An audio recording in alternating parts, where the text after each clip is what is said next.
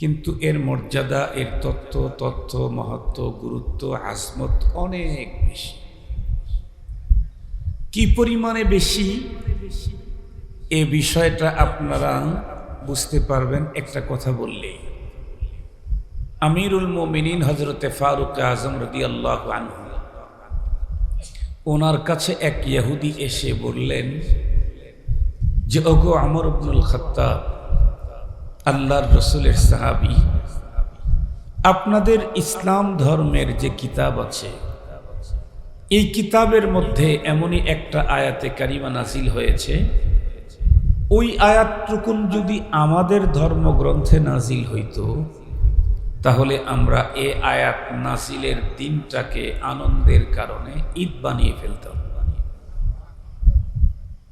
আয়াত যেদিন নাজিল করতেন আল্লাহ, সেই দিনটাকে আমরা ঈদ বানাইতাম, মানে চূড়ান্ত আনন্দ প্রকাশ করতাম, ঈদের দিন বানিয়ে ফেলতাম।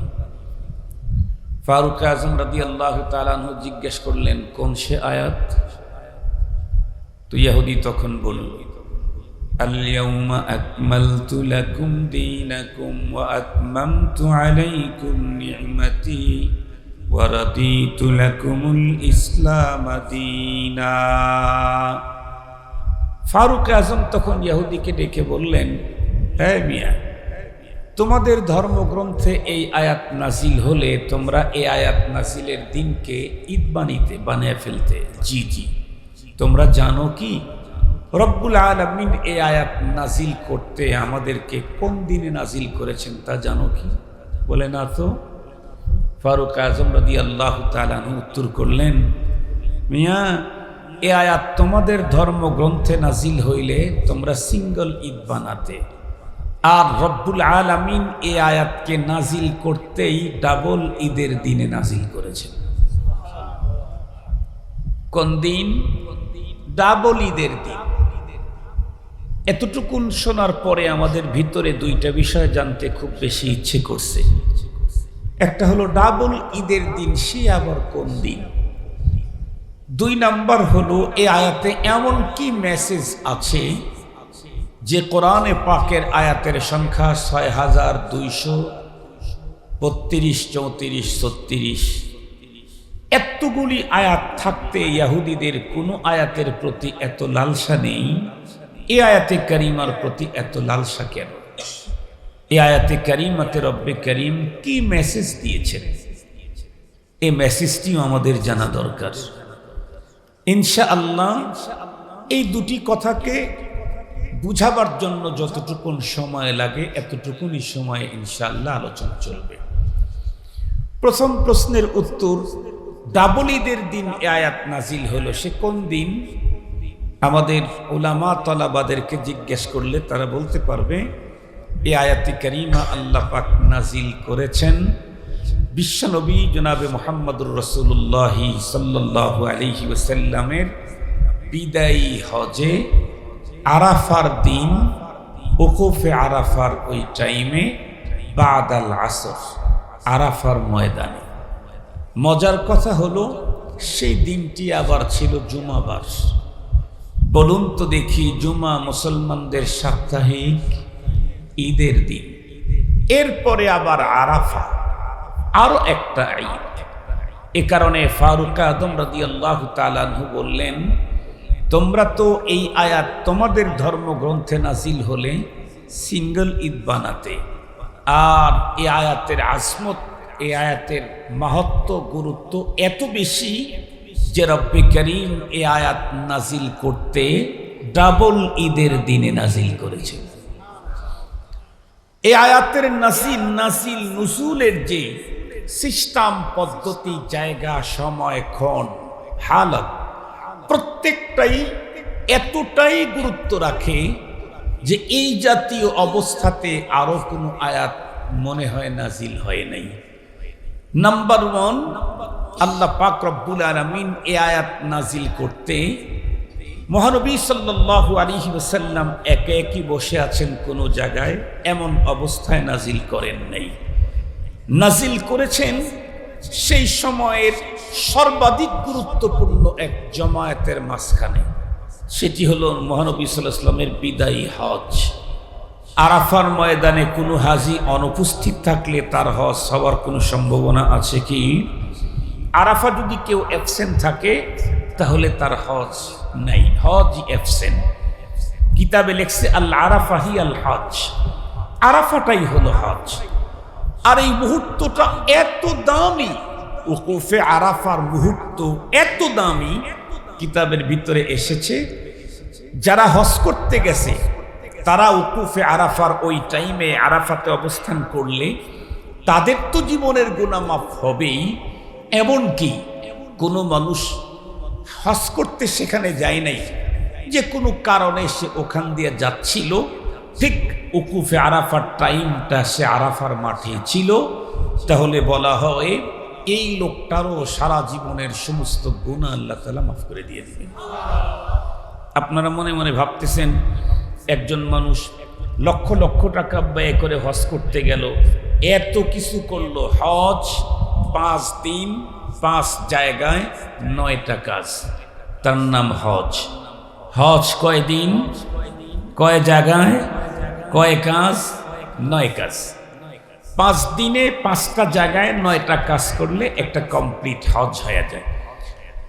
যেই লোকটা মাত্র এখান দিয়ে যাচ্ছিল, উকুফে আরাফার টাইমটা ওখানে অবস্থান নিল, সে তো কোনোটাই করলো না, তারপরেও তাকেও জীবনের গুনাহ মাফ করে দেওয়া হবে।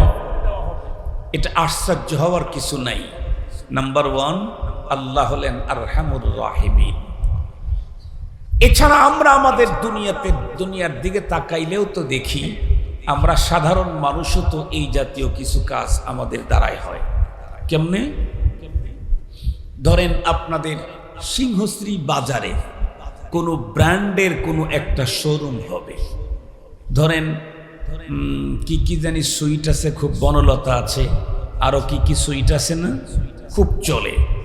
ধরেন বনলতারই একটা এখানে ব্রাঞ্চ হবে, তো যেহেতু ওরা উন্নত বড় দোকান, ওদের বহু ব্রাঞ্চ, কোটি কোটি টাকার ব্যবসা, এই জন্য সুন্দর আয়োজন করেছে মিলাদ। এলাকার কিছু মানুষকে কার্ড দিয়ে দাওয়াত করেছে, তারা প্রত্যেকেই সেখানে উপস্থিত হয়ে গেছে। ঘণ্টা ব্যাপী সেখানে দ্বীনি আলোচনা হয়েছে, দোয়া কালাম হয়েছে। একদম দোয়া কালাম শেষ, লোকদেরকে এখন মেহমানদারি করতেছে, প্যাকেটের ভিতরে প্যাকেট দিচ্ছে। ঠিক সেই মুহূর্তে যদি ওই দোকানের সামনে একজন পথচারী এসে দাঁড়িয়ে যায়, বলুন তো দেখি, যাদেরকে কার্ড দিয়ে দাওয়াত দেওয়া হয়েছে, যারা 1 ঘন্টা ব্যাপী এখানে অনুষ্ঠান মালায় অংশগ্রহণ করেছে, যারা দোয়াতে সামিল হয়েছে, তারা যেমন একটা করে বক্স পাবে, বলুন তো দেখি মিষ্টির আরো একটা প্যাকেট ওই দাঁড়ানো লোকটাও পাবে কিনা? আর একটু জোরে বলেন। সে কি দাওয়াতি? সে দাওয়াতি না। সে কি এখানে মিলাদে অংশগ্রহণ করেছে? অংশগ্রহণ করে নাই। দোয়াতেও কি অংশ নিয়েছে? নেই নাই। কিন্তু যখন মিষ্টি বিতরণের টাইম, তখন এসে দাঁড়িয়ে গেছে, মানবিক কারণে তাকেও একটা পোটলা দিয়ে দেয়। মুহতারাম হাজিরিন, সমস্ত হাজিগণকে আল্লাহ পাক দাওয়াত দিয়ে আরাফার ময়দানে জমা করেছেন। আল হুজ্জাজ জুয়ুফুর রহমান। হাজিরা কার মেহমান? জোরে বলেন, হাজিরা কার মেহমান? হাজিদেরকে কে দাওয়াত দিয়ে নিয়ে গেছেন? আল্লাহ। তাদেরকে কার্ড দিয়ে নিয়ে গেছেন। এরপরে হাজিরা দোয়া, দরুদ, তালবিয়া আরো কত কিছুতে অংশগ্রহণ করেছেন। কিন্তু যেই মুহূর্তে আল্লাহ পাক তাদেরকে ক্ষমা করে দিবেন উকুফে আরাফার টাইম, ঠিক সেই সময় কিছু পথচারী গিয়ে সেখানে দাঁড়িয়ে গেছে, আল্লাহ পাক তাকেও বঞ্চিত করবেন না, ওদের মতো এর জীবনের গুনাহ মাফ করে দিবেন। তাহলে বলুন তো দেখি, কোরআনে পাকের এই আয়াত নাজিল করতে রব্বুল আলামিন দিন বেছে নিয়েছেন ডাবল ঈদের। একে তো জুমার দিন, তারপরে আবার ইয়াউমে আরাফা। জায়গা চয়েস করেছেন আরাফার মাঠ, সময় চয়েস করেছেন বাদাল আসর, দোয়া কবুলের মুহূর্ত। জুমার দিন বাদাল আসর অত্যন্ত গুরুত্বপূর্ণ সময়। এরপরে আল্লাহ পাক মুহতারাম হাজিরিন যেই জমায়েতটাকে চয়েস করেছেন, সেটা হলো পৃথিবীর সবচেয়ে নবী রাসূলদের পরে উন্নত মানুষের জমায়েত সাহাবায়ে কেরামের 1,00,000 সাহাবায়ে কেরামের উপস্থিতিতে আল্লাহ পাক রব্বুল আলামিন এ মহান ঘোষণা নাজিল করে দিলেন। এখন কথা হলো কি ঘোষণা এখানে আছে হুজুর? জি, এটা জানতে হবে এবং মানতে হবে। কথা বলেন, এটা জানতে হবে এবং মানতে হবে। আবারও বলছি, এ ঘোষণা আমাকে জানতে হবে এবং মানতে হবে। আল্লাহ তাআলা বলেন, আল-ইয়াউমা আকমালতু লাকুম দীনাকুম ওয়া আতমামতু আলাইকুম নি'মাতি ওয়া রাদিতু লাকুমুল ইসলাম দীনা। খোদাই মেসেজ, এপার ওপার কাটা তারের ওই পার আর 7 সমুদ্র 13 নদীর ওপার এ জাতীয় কারো মেসেজ না। এ মেসেজ কার মেসেজ? আল্লাহ। আল্লাহ পাক বলেন, আল-ইয়াউম, আজকের এই দিনে, আকমালতু লাকুম দীনাকুম, তোমাদের জন্য তোমাদের দ্বীনকে পরিপূর্ণ করে দিলাম। তোমাদের দ্বীন পরিপূর্ণ করে দিলাম। স্বাভাবিকভাবে একটা প্রশ্ন আসতে পারে, হুজুর তাহলে আজ আদম তা ঈসা যত নবী পৃথিবীতে এসেছিলেন আল্লাহ তাদেরকেও দ্বীন দিয়েছিলেন, শরীয়ত দিয়েছিলেন, তাদেরটা কি অপূর্ণ ছিল, নাকিস ছিল? এমন প্রশ্ন করলে উত্তর দিতে হবে না। কোন নবী রাসূলকে আল্লাহ অপূর্ণ দ্বীন শরীয়ত দেন নাই, কাউকে নাকিস দ্বীন দেন নাই। তো সবাইকে কি দিয়েছেন? কামেল দ্বীন দিয়েছেন, পূর্ণ দ্বীন দিয়েছেন। কিন্তু আমাদেরকে যে দ্বীন আল্লাহ দিলেন সেটা কামেল না, এটা হলো আকমাল। সেটা পূর্ণ না, বরং এটা হলো পরিপূর্ণ। পূর্ণতার পরে পূর্ণতার একটা অপশন থাকে, সেটা হলো পরিপূর্ণ। পরিপূর্ণতার পরে পূর্ণতার আর কোনো অপশন নেই। সঙ্গত কারণেই আমার নবীর পরে আর কোনো নতুন নবী আগমনের সম্ভাবনা নেই। আমাদের কিতাবের পরে আর কোনো নতুন কিতাব আমদানির সুযোগ নেই। আমাদের শরীয়তের পরে আর কোনো শরীয়ত আমদানির সুযোগ নেই। আমাদের দ্বীনের পরে আর কোনো নতুন দ্বীন আমদানির সুযোগ নেই। এ কারণেই তামাম পৃথিবীর সমস্ত উলামায়ে কেরামের ঐক্যমতের ফতোয়া, কাফের কাফের কাদিয়ানি কাফের, কাফের কাফের। কথা বলেন না কেন? কাফের কাফের কাদিয়ানি কাফের। বাংলাদেশের কিংবদন্তি আলেমে দ্বীন শেখুল ইসলাম আল্লামা আহমদ শফি রাহিমাহুল্লাহ হুজুর বলেন, কাদিয়ানীদেরকে যারা কাফের বলবে না তারাও কাফের। কাদিয়ানীদেরকে যারা কাফের বলবে না তারাও কাফের। এখন খুব ভালো করে বুঝেন, আমাদেরকে আল্লাহ পাক যে দ্বীন দিয়েছেন এটা পরিপূর্ণ। সঙ্গত কারণে যে বলবে আমি দ্বীনদার, যে বলবে আমি মুমিন, যে বলবে আমি মুসলিম, এই ব্যক্তিকে ইসলামের রীতিনীতি, সভ্যতা, সংস্কৃতি, এই তন্ত্র আর মন্ত্র, ইসলামেরটা বাদ দিয়ে অন্য কারোটা জীবনের কোনো অপশন, কোনো ফাংশন, কোনো দিন, কোনো জায়গায়, কোনো অবস্থাতেই অন্যদেরটা গ্রহণ করার প্রয়োজনীয়তা নেই। কেন? আমাকে দেওয়া হয়েছে পূর্ণ দিন, পরিপূর্ণ দিন। আমার জীবনের এমন কোনো অপশন নাই যেখানে ইসলাম আমাকে স্পষ্ট নীতিমালা দেয় নাই।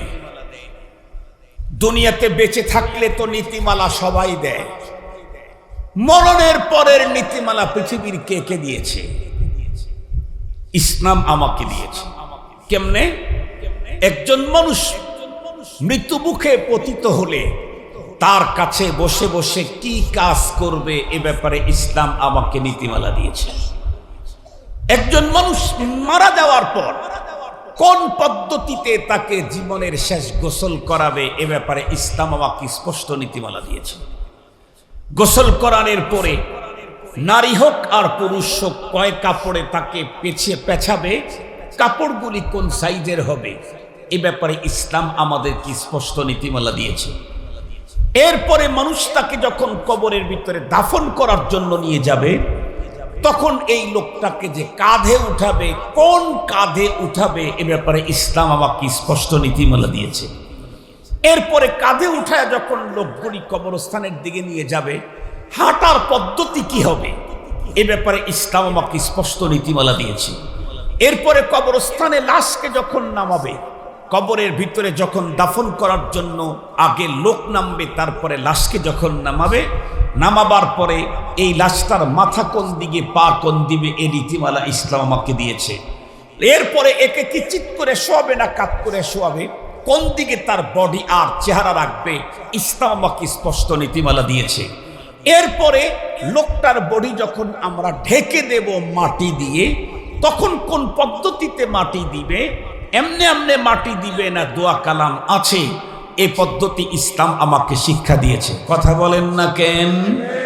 তাহলে আমার ইসলাম আমাকে জন্মের আগ থেকে মৃত্যুর পর পর্যন্ত জীবনের নীতিমালা স্পষ্ট করে ইসলাম আমাকে দিয়েছে। কেন? ইসলাম তো আমাকে কথা শিক্ষা দিয়েছে, দুনিয়ার এই ক্ষণস্থায়ী এই জীবনটাই আমার মূল জীবন নয়, এটা হলো মূল জীবনের ভূমিকা শুরু। মৃত্যু আমার জীবনের সমাপ্তি নয়, মৃত্যু হলো আমার মূল জীবনের সূচনা।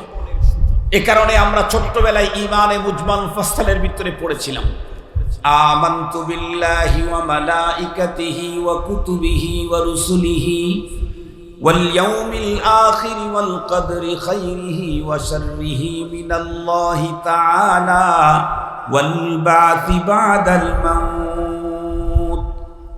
আমাদের বিশ্বাস মৃত্যু পর্যন্ত না, বা'দাল মাউত, মৃত্যুর পরে আমাদের বিশ্বাস অনেক লম্বা। মৃত্যুর পরে আমাদের বিশ্বাস অনেক লম্বা। ইন্নাল হাউজ হক ওয়ান নার হক ওয়াল জান্নাত হক ওয়াস সিরাত হক ওয়া রুয়াতুল্লাহি তাআলা হক। আমাদের মরণের পরবর্তী বিশ্বাস এত বড় লম্বা। খুব ভালো করে কথাগুলি বুঝবেন যে ইসলাম আমাকে জীবনের প্রত্যেকটি সেক্টর, অপশন আর ফাংশনে চলার জন্য স্পষ্ট নীতিমালা পরিপূর্ণ করে দিল। আমি মুসলিম দাবি করার পরে আমাকে এখন ইসলাম ছেড়ে অন্য কারো তন্ত্র মন্ত্র গ্রহণ করার প্রয়োজনীয়তা নেই। কেন? আমাকে দেওয়া হয়েছে পরিপূর্ণ জীবন বিধান। মুসলমান ভাইরা আমার খুব ভালো করে বুঝবেন, রব্বুল আলামিন আমাদেরকে যেই বন্ধুরা আমার জীবন বিধান দিয়েছেন, এর চাইতে উন্নত তন্ত্র মন্ত্র সভ্যতা পৃথিবীর কোনো মানুষ কোনোদিন আবিষ্কার করতে পারবে নাকি? খুব ভালো করে বুঝবেন, পৃথিবীর মানুষ যত বড় গবেষক হোক না কেন, যত বড় তথ্যবিদী হোক না কেন, সমস্ত মানুষগুলাকে রব্বুল আলামিন তৈরি করেছেন। তৈরি করনেওয়ালা জাত হলো আল্লাহ। মানুষের মস্তিষ্কের ভিতরে যদি এত উন্নত মেধা আর গবেষণা শক্তি থাকে, যে রব্বে কারিম এ মেধার মেমোরি আমাকে দিলেন, সেই রবের বন্ধুরা আমার গবেষণা তথ্য কত উন্নত হবে। এজন্য মুসলমানের কাছে আছে পৃথিবীর সবচাইতে উন্নত সভ্যতার সংস্কৃতি। মুসলমানকে বন্ধুরা আমার যেই সভ্যতার সংস্কৃতি, যে তন্ত্র মন্ত্র দেওয়া হয়েছে, যে নীতিমালা দেওয়া হয়েছে, এটা এসেছে আল্লাহর পক্ষ থেকে। আর তামাম পৃথিবীর যত নীতিমালা বন্ধুরা আমার দেখব, আমেরিকান বলেন, ইন্ডিয়ান বলেন, সমস্ত নীতিমালাগুলা হলো বন্ধুরা আমার মানুষের তৈরি। এ কারণেই কোনো একজন মানুষ উন্নতটাকে ছেড়ে দিয়ে নিম্নমানেরটা গ্রহণ করতে পারে না, উন্নত মানেরটা বাদ দিয়ে নিম্নমানেরটা গ্রহণ করে বন্ধুরা আমার, যাদের মস্তিষ্কের ভারসাম্যহীন পাগল। আমাদের দেশে কোনো একজন মানুষ ভালো কিছু ছেড়ে দিয়ে যদি মন্দ কিছু নেয়, লোকেরা তারে কি বলে বলেন তো দেখি? ভালো কিছু বাদ দিয়ে যদি মন্দ কিছু নেয়, লোকেরা তারে বলে পাগল। এই পৃথিবীতে যত বড় আবিষ্কারক, যত বড় বুদ্ধিমান আমরা মনে করি, কিন্তু ইসলামের তন্ত্র, ইসলামী সংস্কৃতি বাদ দিয়ে অন্যদেরটা যারা গ্রহণ করে এরা হলো সবচেয়ে বড় পাগল। এটা আমি বলি নাই, আল্লাহর কোরআনে আল্লাহ বলেন লা ইয়াকিলুন, ওরা কিচ্ছু বোঝে না, বলদ বলদ বলদ। এ কারণেই কোরআনের সভ্যতা সংস্কৃতিকে বাদ দিয়ে মানবরচিত থিওরি আর তন্ত্র মন্ত্র আমদানি করার জন্য হাজার চেষ্টা প্রচেষ্টায় লিপ্ত থাকে। কেউ দাদা বাবুদেরটা, কেউ আমেরিকারটা। কথা বলেন না কেন, কথা বলেন না কেন? কিন্তু আমরা যেহেতু মুমিন, আমাদের অন্তরে যেহেতু রবের প্রতি পূর্ণ বিশ্বাস, আস্থা এবং পরপারের জীবনকে আমরা বিশ্বাস করি, সঙ্গত কারণেই এই জীবনের চাইতে আমাদের কাছে পরপারের জীবনের দাম বেশি। এই জীবনের দাম বেশি আমাদের কাছে না পরপারের জীবনের দাম বেশি? কোরআনে হাকিমে আল্লাহ তাআলা বলেন বাল তুসিরুনাল হায়াতাদ দুনিয়া ওয়াল আখিরাতু খায়র ওয়া আবকা। তোমরা দুনিয়ার জীবনকে প্রাধান্য দিচ্ছ, অথচ আখিরাতের জীবন দুনিয়ার তুলনায় যেমন উৎকৃষ্ট তেমন স্থায়ী। দুনিয়া হচ্ছে নিকৃষ্ট, অস্থায়ী, আর আখিরাত হচ্ছে উৎকৃষ্ট এবং স্থায়ী। সঙ্গত কারণে আমাদের কাছে এই দুনিয়ার জীবনের চাইতে পরপারের জীবনের মূল্য অনেক বেশি। সঙ্গত কারণেই এমন কোন তন্ত্র মন্ত্রর আমদানি আমরা সহ্য করব না, মেনেই নেব না, যেই তন্ত্র মন্ত্র আমার আখিরাতকে নষ্ট করে দেয়।